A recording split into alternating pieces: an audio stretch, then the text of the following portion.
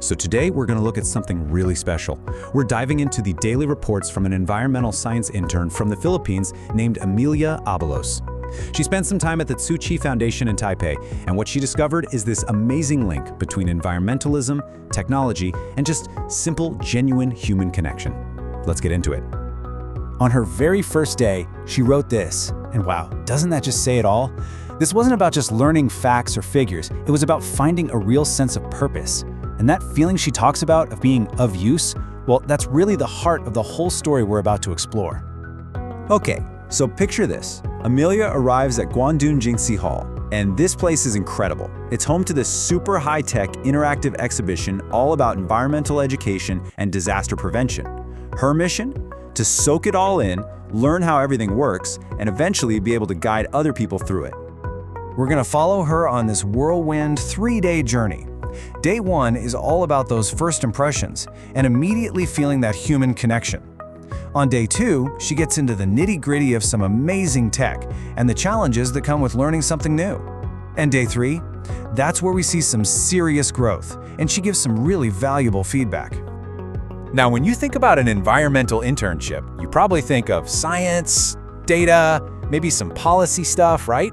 Well, for Amelia, the most profound discoveries, the moments that really mattered, happened away from the exhibits, when she was just spending time with people. And what's truly remarkable is that these connections didn't even need a common language. Seriously, Amelia couldn't speak the same language as a lot of the local volunteers, but she wrote that it didn't matter one bit. That feeling of community, of being welcomed, it's universal. And this just paints such a perfect picture of what she meant. I mean, one minute she's sorting recyclables with these incredibly passionate volunteers, and the next she gets pulled into a surprise birthday party for a TV news anchor. She felt welcomed right from the start. She even described the community as being full of love, where sharing stories or a special Indonesian mushroom dish from a mentor became these really touching moments of belonging. But that human first feeling wasn't just in the personal interactions. It was actually baked right into the technology she was learning about. This wasn't innovation just for the sake of it. No, every piece of tech had a clear, compassionate purpose. Which brings us to a fascinating question she got to explore. We all know we should recycle plastic bottles, but how can they actually be used to save lives in a disaster? The answer is just incredible.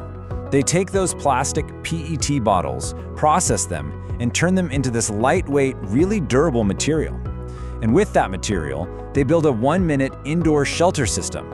It gives a private, safe space to a family that's been displaced. I mean, that is a perfect example of engineering with a heart.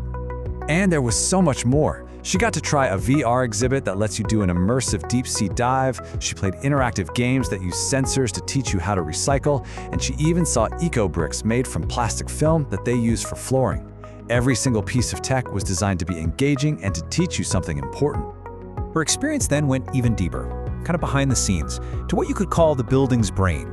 She was introduced to this whole complex network of sensors that monitors and manages the building's energy use with amazing precision. As she was analyzing the data, something interesting jumped out.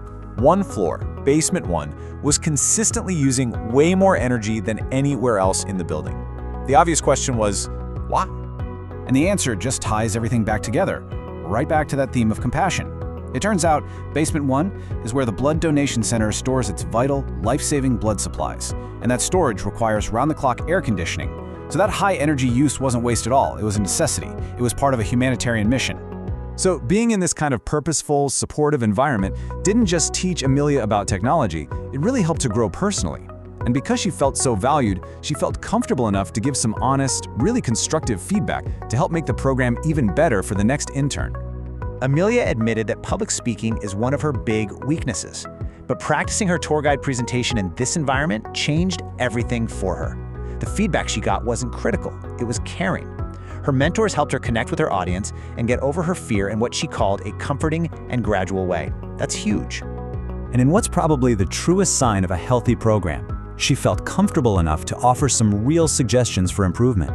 She recommended things like giving applicants more details about the internship beforehand, including more tasks related to an intern's specific major, and maybe having a clearer daily schedule.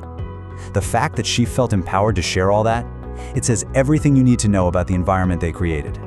Amelia's journey really shows us that the most effective kind of environmentalism isn't just about data and technology. It's about people, It's about purpose, and it's about compassion. And it really leaves us with a powerful question to think about. Whether it's our office, or our school, or a volunteer group, how can we all work to build more of these human-centered experiences?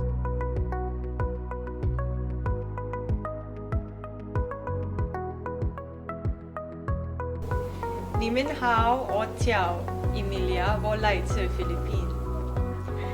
Today I was able to guide them and the shugu around the exhibition while I practiced being one of the guides.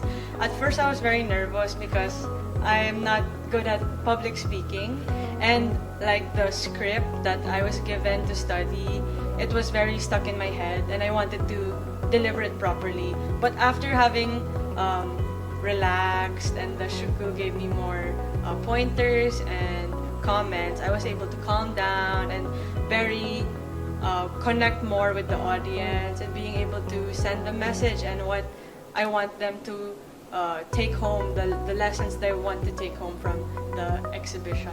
We were also able to experience the recycling center here, where I felt very inspired to bring home back to the Philippines because recycling isn't that much valued, or there aren't systems in place where it is required. But seeing the different recycling categories here, general waste, plastic container, paper container, paper, and all of that. So I think it's very important that we bring that home to the Philippines and other countries so that we can maximize our recyclable items.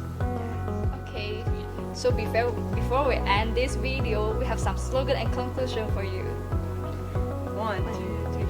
Take action and make a difference. Yay! Bye-bye!